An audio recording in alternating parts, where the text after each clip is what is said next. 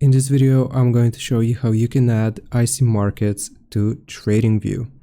First, you will need to sign into your TradingView account, then hover over Products and click on Supercharts here.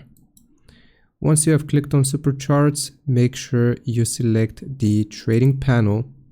Click on the trading panel to expand it here. And at the top, you should see IC markets. If you don't see it, you can use the search bar to search for a broker. Afterwards, you will just click on IC markets and you will have to select your region. We have the original one, Australia, and also for the European Union or Europe in general.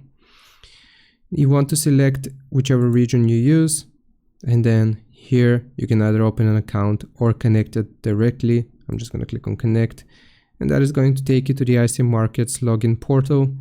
Here you will sign into your IC markets account, and that is going to connect it and integrate it with TradingView. I hope this helps. Leave a like and subscribe. I'll see you next time.